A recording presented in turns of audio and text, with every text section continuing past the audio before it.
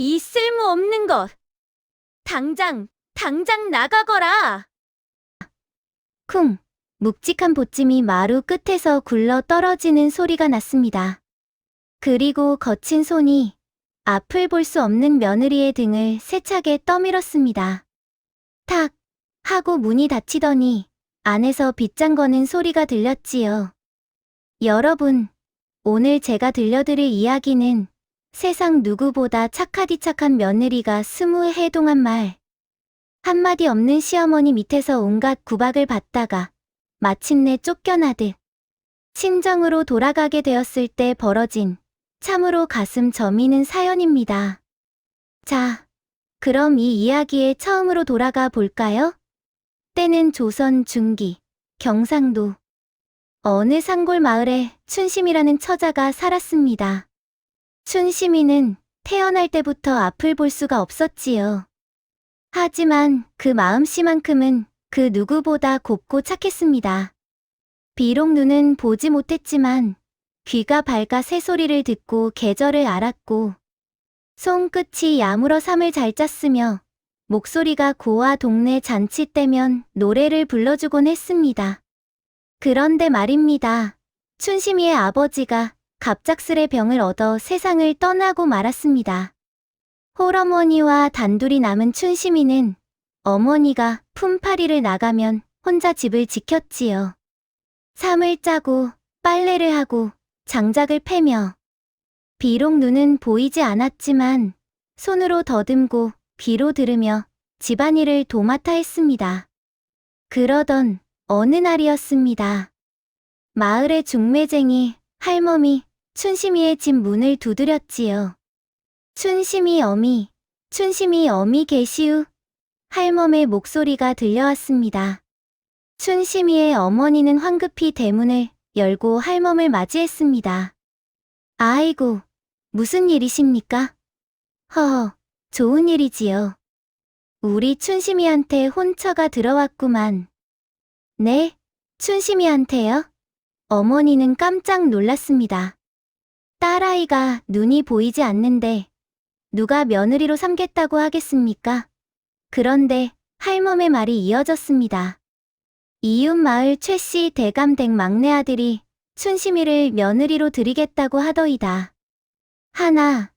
조건이 하나 있긴 합니다만. 조건이라니요? 할멈이 목소리를 낮추더니 말했습니다. 그 집 마님께서 말씀이 춘심이가 비록 눈은 보지 못하나 마음씨가 곱다는 소문을 들었다 하시더이다. 그런데 집안 형편이 넉넉지 못하니 혼수는 챙기지 말고 몸만 오라 하셨습니다. 대신 며느리로 받아들이는 즉시 춘심이 눈을 고칠 방법을 찾아보겠다 하셨지요. 춘심이의 어머니는 그 말을 듣고 눈물을 흘렸습니다. 딸아이의 눈이라도 뜨게 할 수 있다면 그것이 무슨 큰 복이겠습니까? 그렇게 하겠습니다. 춘심이를 보내겠습니다. 그렇게 해서 춘심이는 18 꽃다운 나이에 최씨 대감댁으로 시집을 가게 되었습니다. 혼례날 춘심이는 가마를 타고 시댁으로 향했지요. 가마 안에서 춘심이는 설렘과 두려움이 뒤섞인 마음으로 가만히 앉아 있었습니다. 가마꾼들의 발소리가 들렸고 바람에 나뭇가지가 흔들리는 소리가 들렸으며 어디선가 까치가 우는 소리가 들려왔습니다. 좋은 징조일까? 춘심이는 속으로 생각했습니다. 그런데 말입니다. 가마가 멈추고 시댁에 도착했을 때부터 이상한 일이 벌어지기 시작했습니다. 대문을 들어서자 하인들의 속삭이는 소리가 춘심이의 귀에 들려왔습니다. 쯧쯧, 저 색시가 바로 그 눈먼 색시라던데. 조용히 해. 마님이 들으시면 큰일 나. 춘심이는 가슴이 철렁 내려앉았습니다. 하지만 곧 정신을 가다듬고 하인의 손을 잡고 조심조심 안채로 들어갔지요. 그런데 시어머니를 뵙는 자리에서 더욱 기이한 일이 벌어졌습니다. 춘심이가 큰 절을 올리며 말했습니다. 어머님, 며느리 춘심이 인사드립니다. 그런데 아무런 대답이 없었습니다. 춘심이는 다시 한번 말했습니다. 어머님. 그때였습니다.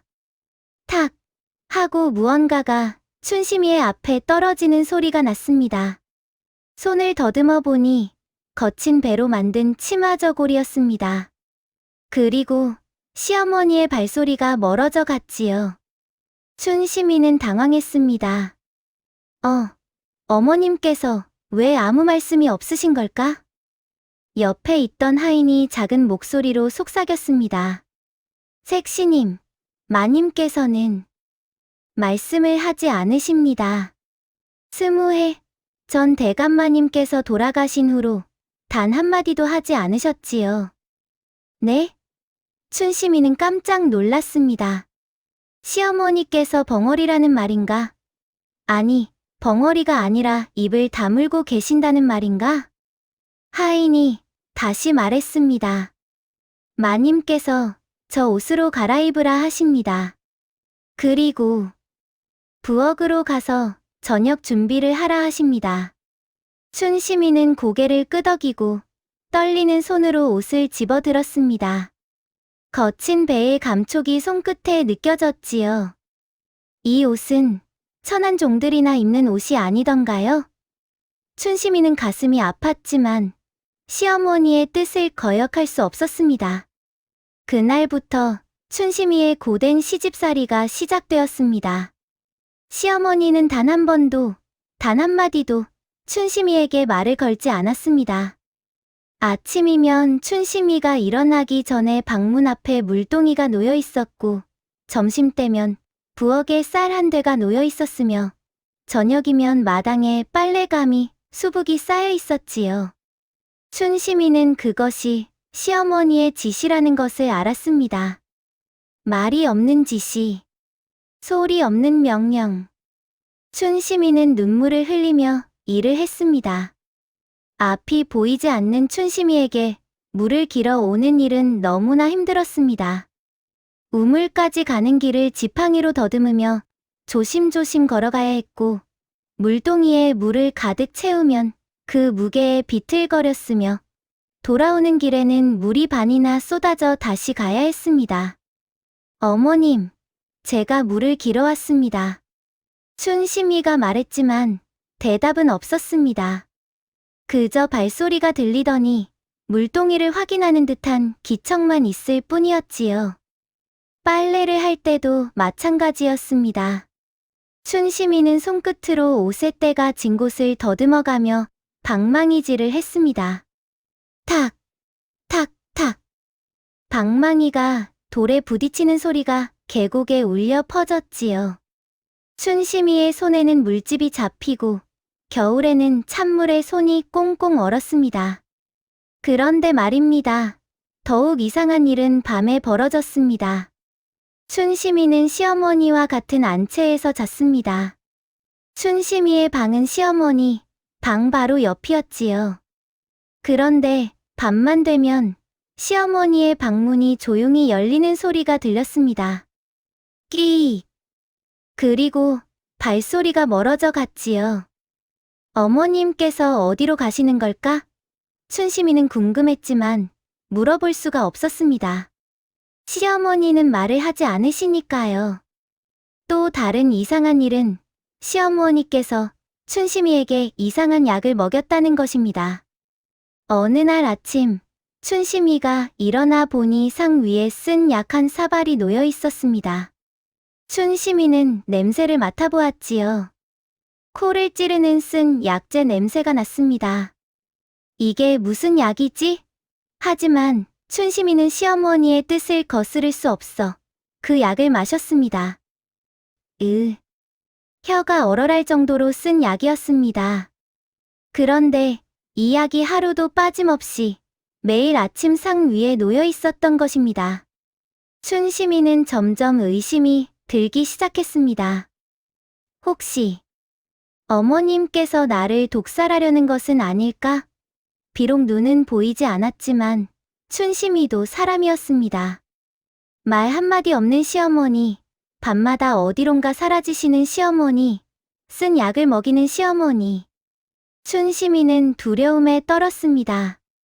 하지만 춘심이는 착한 며느리였습니다. 아무리 시어머니가 자신을 미워하는 것 같아도, 아무리 괴롭혀도 춘심이는 묵묵히 일을 했습니다. 물을 길어오고, 밥을 짓고, 빨래를 하고, 방을 청소하고, 쉬는 날이 없었지요. 그렇게 1년이 지나고, 2년이 지나고, 3년이 지났습니다. 어느덧 춘심이의 얼굴에는 주름이 생기기 시작했고, 손은 거칠어졌으며, 허리는 굽어지기 시작했습니다. 하지만 시어머니는 여전히 한마디 말도 없었고, 춘심이는 여전히 시어머니의 마음을 알 수 없었습니다. 그러던 어느 날이었습니다. 쾅쾅, 대문이 거칠게 열리는 소리가 났습니다. 그리고 난폭한 목소리들이 들려왔지요. 최 씨 집안 사람들, 다 나와라. 빚을 갚아라. 오늘 당장 갚지 않으면 이 집을 불태워버릴 것이다. 춘심이는 깜짝 놀라 몸을 움츠렸습니다. 빚쟁이들이었습니다. 알고 보니 시아버지께서 돌아가시기 전에 큰 빚을 지셨고, 그 빚을 갚지 못해 빚쟁이들이 찾아온 것이었지요. 춘심이는 부들부들 떨었습니다. 빚쟁이들의 발소리가 점점 가까이 다가왔습니다. 쿵, 쿵, 쿵. 무거운 신발 소리가 마루를 밟았고, 누군가가 춘심이의 방문을 걷어찼습니다. 이 집에 사람이 몇이냐? 다 나와. 그때였습니다. 갑자기 춘심이의 팔을 누군가 세게 잡았습니다. 거칠고 마른 손이었습니다. 시어머니였습니다. 시어머니는 춘심이를 끌고 어딘가로 향했지요. 춘심이는 비틀거리며 시어머니를 따라갔습니다. 끽! 문이 열리는 소리가 났습니다. 그리고 춘심이는 안으로 밀려 들어갔지요. 꽝! 문이 닫히는 소리가 나더니 바깥에서 자물쇠 거는 소리가 들렸습니다. 춘심이는 사방을 더듬어 보았습니다. 좁은 공간이었습니다. 곡식 냄새가 났지요. 여긴 광이었습니다. 시어머니께서 춘심이를 광에 가둔 것입니다. 어머님, 어머님. 춘심이는 문을 두들겼지만 대답이 없었습니다. 그리고 밖에서는 빚쟁이들의 고함 소리가 들려왔습니다. 늙은 것이 어딨어? 돈을 내놓지 못할까? 이 집안에 귀한 것이 없나 찾아봐라. 쿵쾅, 쿵쾅. 집안 여기저기를 뒤지는 소리가 들렸습니다. 춘심이는 광 안에서 몸을 움츠리고 떨었습니다. 너무 무서웠습니다. 그런데 갑자기 시어머니의 목소리가 아니라 무언가 부딪히는 소리가 들렸습니다. 퍽, 퍽. 이 늙은 것이 돈을 숨겼구나. 어디 숨겼느냐. 말을 안 하면 두들겨 패겠다. 춘심이는 가슴이 철렁 내려앉았습니다. 시어머니께서 맡고 계시는 것이었습니다. 하지만 시어머니는 여전히 아무 말도 하지 않으셨지요. 퍽, 퍽, 퍽. 춘심이는 귀를 막고 울었습니다. 시어머니께서 맞는 소리가 너무 끔찍했습니다. 춘심이는 문을 두들기며 소리쳤습니다. 제발, 제발 어머님을 때리지 마세요. 저를 데려가세요. 하지만 빚쟁이들은 춘심이의 목소리를 듣지 못했습니다. 아니, 들었어도 상관하지 않았을 것입니다. 그들은 시어머니를 실컷 두들겨 패고 집안을 뒤져 귀한 물건들을 훔쳐간 후에야 떠났습니다. 쳇, 돈은 없고. 다음에 또 올 테니 그때는 꼭 돈을 준비해둬라. 빚쟁이들이 떠난 후 한참 동안 고요했습니다. 춘심이는 광 안에서 숨죽이고 있었지요. 그런데 시어머니께서 광문을 열어주지 않으셨습니다. 춘심이는 하루 종일, 아니 이틀 동안 광 안에 갇혀 있었습니다. 춘심이는 배가 고팠고 목이 말랐으며 너무 추웠습니다. 하지만 무엇보다도 시어머니께서 어떻게 되셨는지 걱정이 되었습니다. 어머님, 많이 다치신 건 아니실까? 이틀 후, 광문이 열렸습니다. 춘심이는 비틀거리며 밖으로 나왔지요. 그리고 조심조심 시어머니의 방으로 갔습니다. 어머님, 어머님, 괜찮으십니까? 춘심이가 손을 뻗어 시어머니를 찾았습니다. 그리고 시어머니의 손을 만졌지요. 그 손은 차갑고 거칠었으며 곳곳에 붕대가 감겨 있었습니다. 춘심이는 눈물을 흘렸습니다. 어머님, 제가 못났습니다. 제가 앞을 보지 못해서, 제가 쓸모없어서. 어머님께서 고생을 하십니다. 하지만 시어머니는 여전히 아무 말도 하지 않으셨습니다. 그저 춘심이의 손을 가만히 쥐고 계셨을 뿐이지요. 그 사건이 있은 후 춘심이는 더욱 열심히 일했습니다. 시어머니께 조금이라도 짐이 되지 않으려고 새벽부터 밤늦게까지 일했지요. 하지만 빚은 줄어들지 않았고 시어머니는 여전히 밤마다 어딘가로 사라지셨으며 쓴약은 계속해서 춘심이의 상 위에 놓여 있었습니다. 그렇게 5년이 지나고 10년이 지나고 15년이 지나고 어느덧 20년이라는 세월이 흘렀습니다. 춘심이는 이제 40에 가까운 나이가 되었습니다. 얼굴에는 깊은 주름이 생겼고 머리카락에는 흰머리가 섞였으며 허리는 많이 굽었습니다. 하지만 춘심이는 여전히 착한 며느리로 살았지요. 그런데 어느 날이었습니다. 춘심이가 아침에 일어나 보니 방문 앞에 커다란 보찜이 하나 놓여 있었습니다. 춘심이는 손으로 더듬어 보았지요. 무거운 보찜이었습니다. 그리고 보찜 위에 무언가 종이 같은 것이 놓여 있었습니다. 춘심이는 그 종이를 들고 마을의 훈장님께 달려갔습니다. 훈장님, 이게 무슨 글인지 읽어주실 수 있으십니까? 훈장님은 종이를 받아 들고 읽었습니다. 이건 떠나라는 글이로구나. 네? 춘심이는 깜짝 놀랐습니다. 떠나라니, 그게 무슨 말씀이신가요? 춘심이는 서둘러 집으로 돌아갔습니다. 그리고 시어머니의 방문을 두드렸지요. 어머님, 어머님, 이게 무슨 뜻입니까? 제가 무슨 잘못을 했습니까?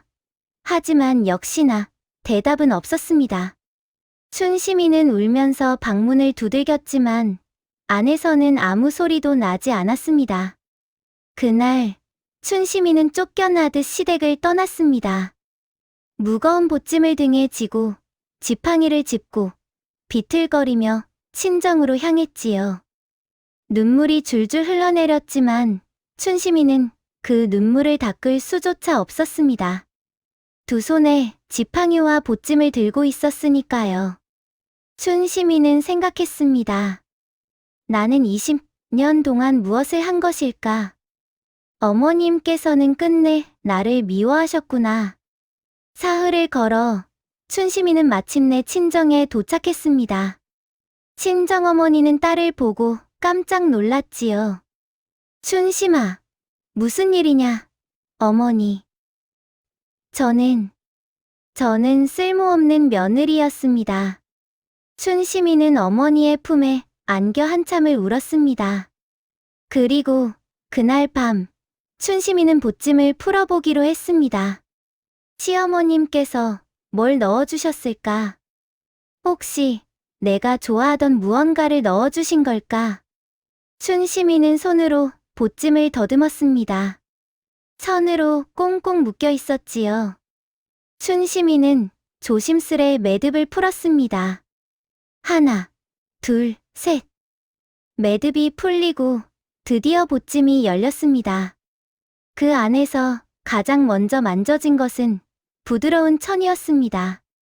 춘심이는 그 천을 펼쳤지요. 비단이었습니다.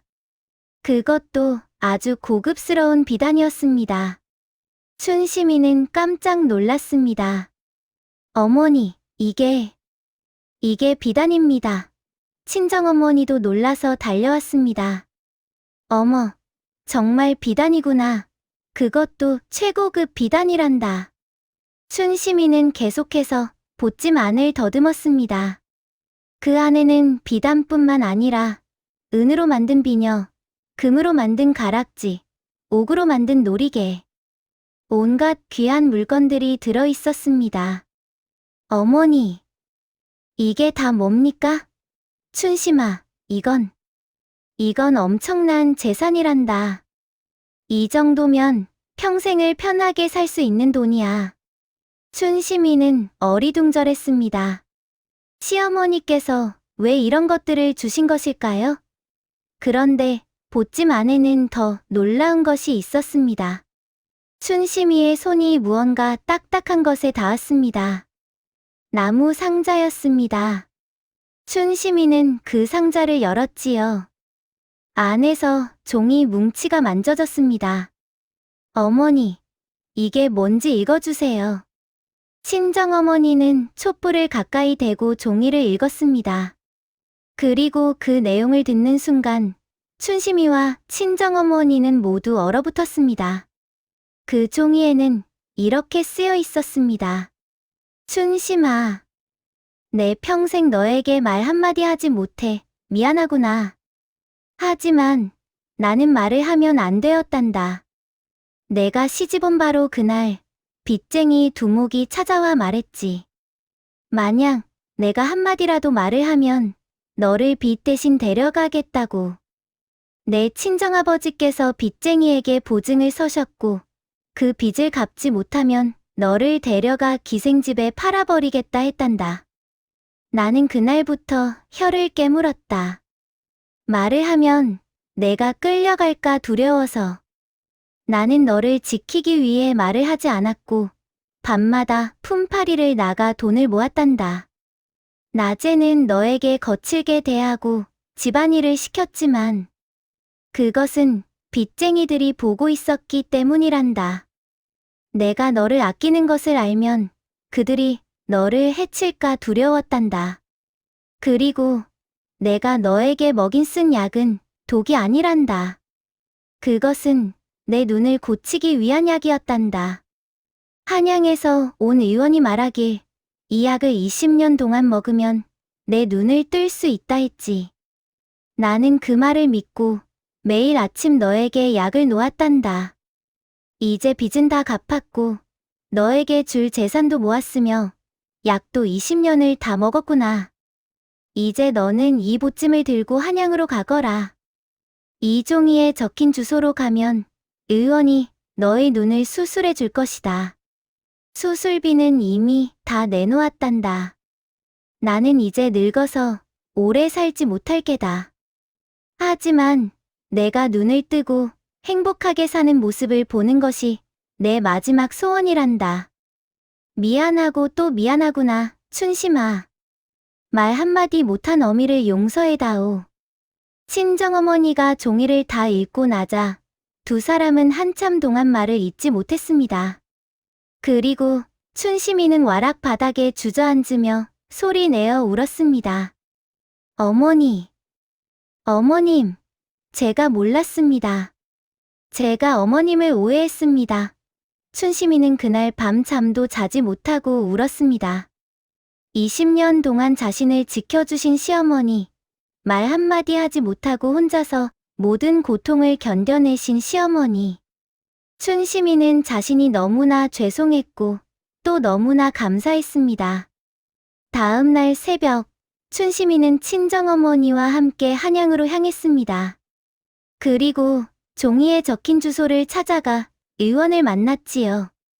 아, 최 씨 어르신께서 보내신 며느님이시군요.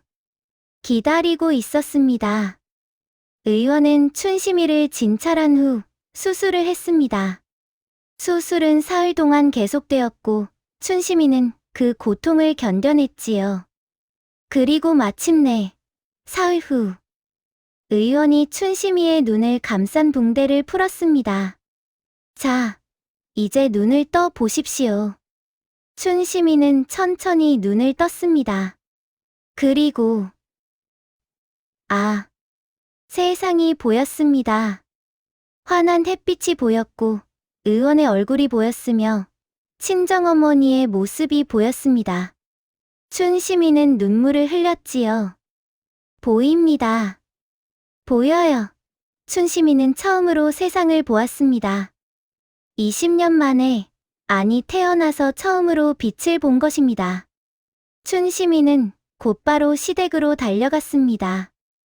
눈을 뜨고 보니 길이 이렇게 멀고도 험한지 처음 알았지요. 사흘을 쉬지 않고 달려 춘심이는 시댁에 도착했습니다. 어머님, 어머님. 춘심이는 대문을 열고 안으로 뛰어들어갔습니다. 그런데 집 안이 너무나 조용했습니다. 춘심이는 시어머니의 방으로 달려갔지요. 그리고 방문을 열었습니다. 어머님, 하지만 시어머니는 그곳에 계시지 않았습니다. 춘심이는 집 안 곳곳을 뒤졌습니다. 그리고 마침내 빗산에 있는 무덤을 발견했지요. 새로 만들어진 무덤이었습니다. 춘심이는 그 무덤 앞에 주저앉았습니다. 그리고 비석에 적힌 글자를 읽었습니다. 최씨 부인지며. 춘심이는 그제야 깨달았습니다. 시어머니께서 세상을 떠나셨다는 것을. 어머님, 어머님, 제가 왔습니다.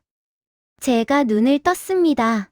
어머님께서 보고 싶으셨던 제 모습을 이제 볼 수 있습니다. 춘심이는 무덤 앞에서 통곡했습니다. 하늘이 무너지는 것 같았고 가슴이 찢어지는 것 같았습니다. 어머님, 제가 미안합니다.